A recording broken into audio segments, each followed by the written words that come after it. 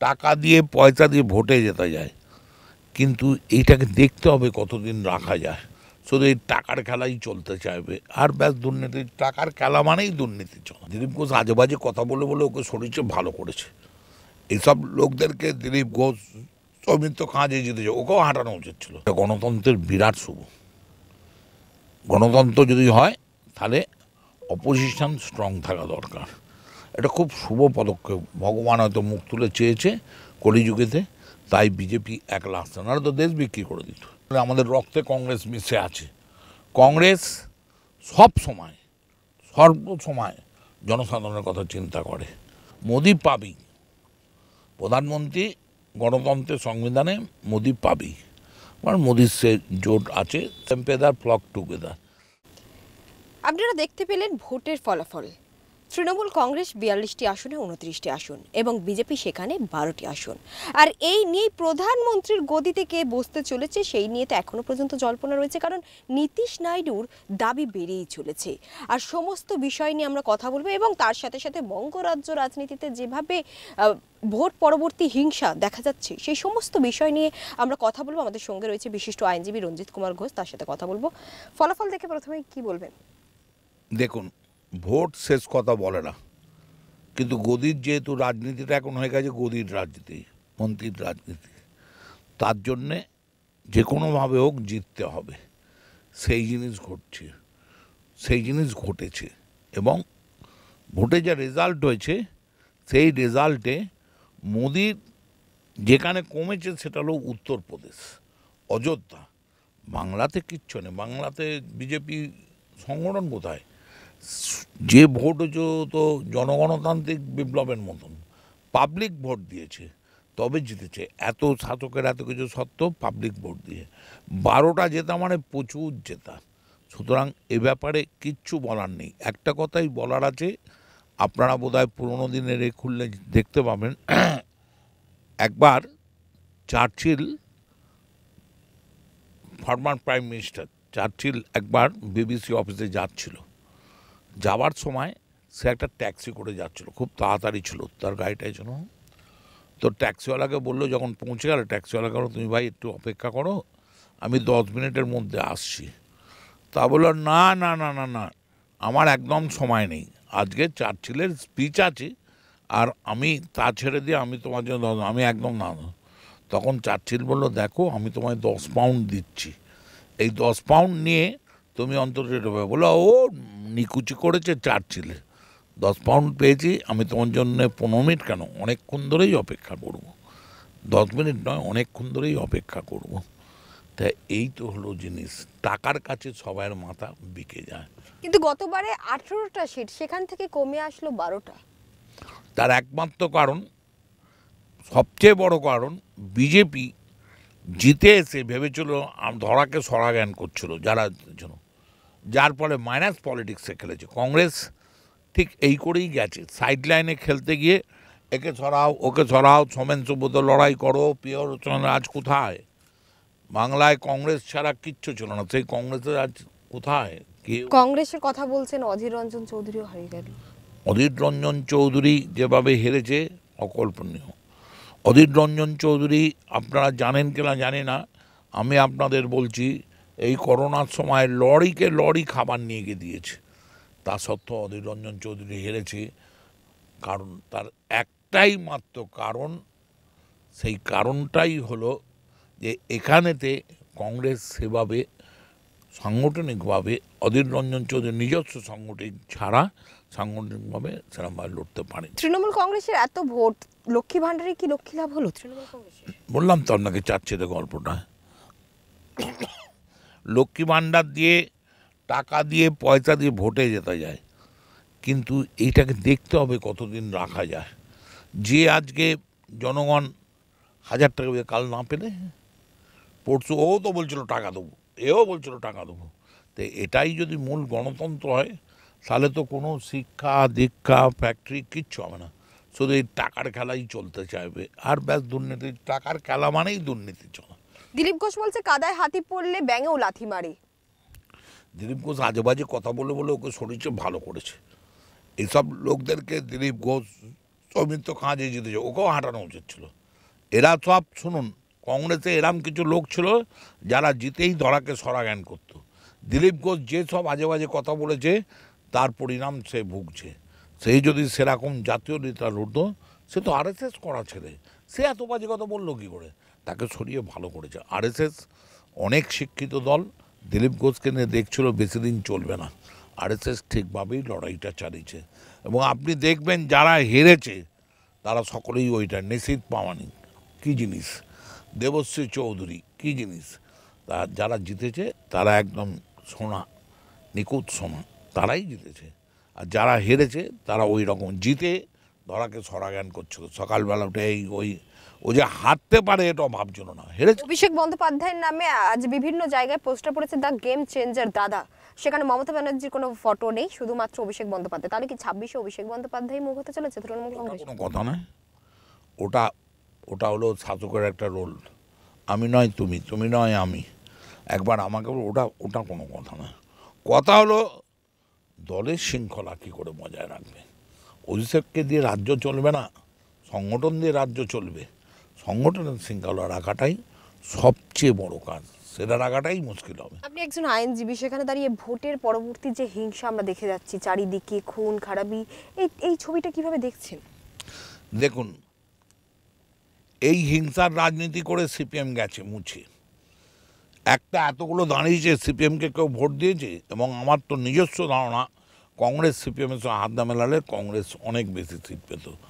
সিপিএমের মৃত্যুর কারণ হিংসা, জোর করে দাবিয়ে রাখতে চেয়েছে।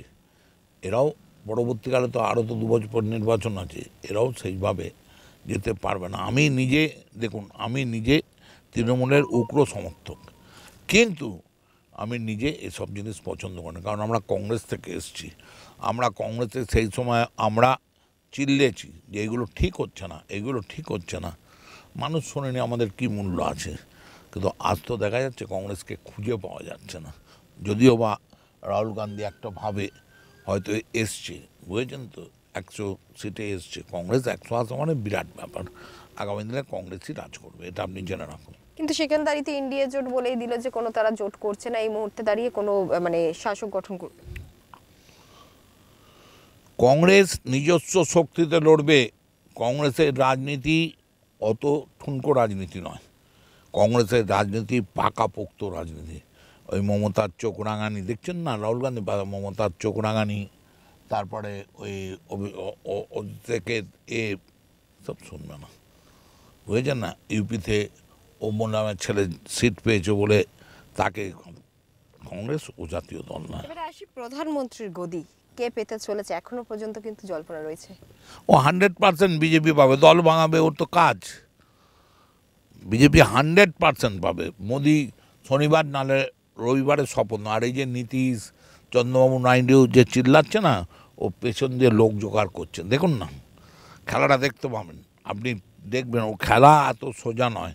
আরএসএস, বলেছিলাম আপনাকে আগেও, এখনও বলছি, আরএসএস দলটা সিপিএমের চেয়েও বড় সাংগঠনিক। সিপিএম যত সব ওই আজে বাজে ছেলেদের উপর ভরসা করে, বেনো জল ঢুকিয়ে আজে বাজে ছেলেদের ভরসা করে পাইটা চিরতরে ডুবিয়ে দিয়েছে।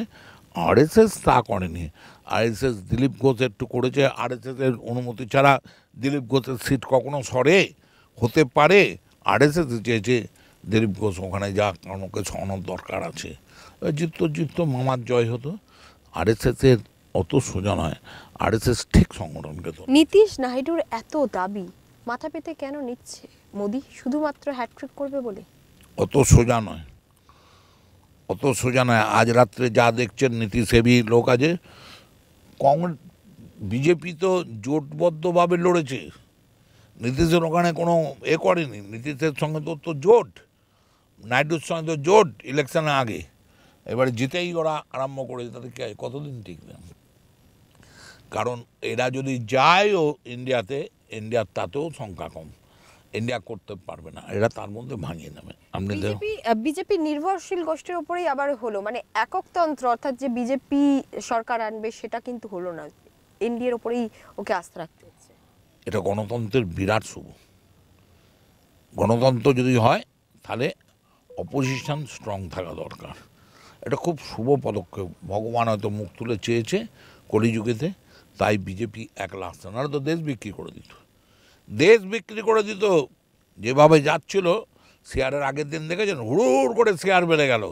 এক একটা লোক কত টাকা শেয়ারে লাভ করেছে। তার কারণ কি?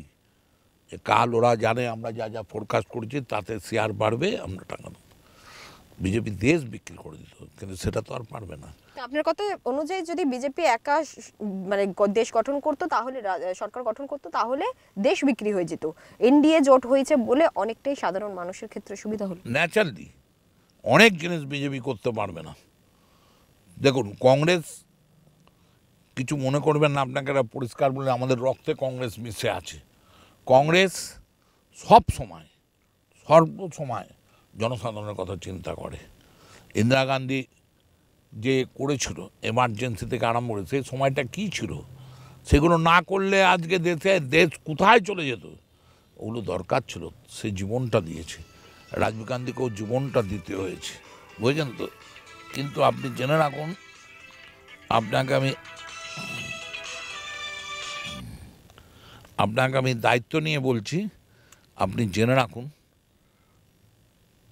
সেই জায়গায় দাঁড়িয়ে কেউ এরমভাবে চালায়নি যেভাবে কংগ্রেস এসছে, যেভাবে কংগ্রেস করেছে।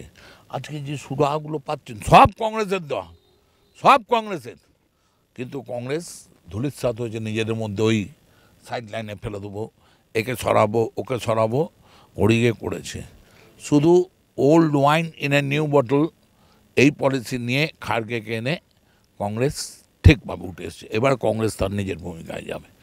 এইবারে কংগ্রেস নিজের ভূমিকায় যাবেন, দেখবেন আপনি কংগ্রেস চেপে থাকবে না। কংগ্রেস আমরা দেখতে পাচ্ছি বঙ্গ রাজ্য রাজনীতিতে মাত্র একটা সিট কংগ্রেস পেয়েছে। সেখানে দাঁড়িয়ে আপনি যেহেতু বলছেন কংগ্রেস এবারে নিজের রাস্তায় চলবে, 2026-এ কি কংগ্রেস আবার নিজের ব্যাক ডেটে ফিরে আসবে?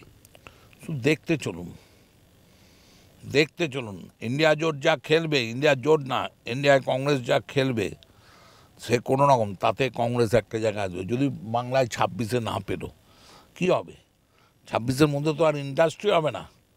তো কংগ্রেস যখন আসবে তখন দেখবেন দু হাত দিয়ে ফুল ছড়াতে ছড়াতে আসবে। পাবলিক উলুধ্বনি দেবে। মুসলমানরা বলবে যে একটা পার্টি এসছে যা আমাদের পার্টি, হিন্দুরা বলবে একটা দল এসছে যা আমাদের দল। মানে ধর্ম নিরপেক্ষ, বর্ণ নিরপেক্ষ। কংগ্রেস চিরকালের ধর্ম নিরপেক্ষ। কংগ্রেস কখনো উল্টো পাল্টা কথা বলে। আজ মোদি করেছে বলেই তো মরেছে। আপনার ইউপিতে কী না করেছে? ইউপিতে আদিত্যনাথ কী করেছে? রামলালা বানাতে গিয়ে সমস্ত সাধারণ মানুষের জমিগুলো নিয়ে নিয়েছে, ওখানেতে যার ছোটোখাটো দোকান সব ভেঙে দিয়েছে। তাতে তো আজকে ইউপিতে ভরাডুবি হয়েছে, নাহলে ইউপিতে এত বড় হাত ছাড়া যে কম কথা। ওখানে কংগ্রেস। অবশেষে প্রধানমন্ত্রীর পদ মোদি পেলে কি গেম চেঞ্জ আবারও দেখা যাবে? দেখুন, মোদি পাবেই প্রধানমন্ত্রী, গণতন্ত্রের সংবিধানে মোদি পাবেই। কারণ মোদির সে জোট আছে, সে থাকবে। এর মধ্যে মোদি ভাঙিয়ে টাঙিয়ে একটা থেকে যাবে। একই তো, বার্ডস আর সেম্পেদার ফ্লক টুগেদার। এদের কোনো নীতি, এরা চায় শুধু ক্ষমতায় টিকে থাকতে। এদের ক্ষমতা দিয়ে কি করবে? ক্ষমতায় টিকে থেকে কোনো লাভ নেই।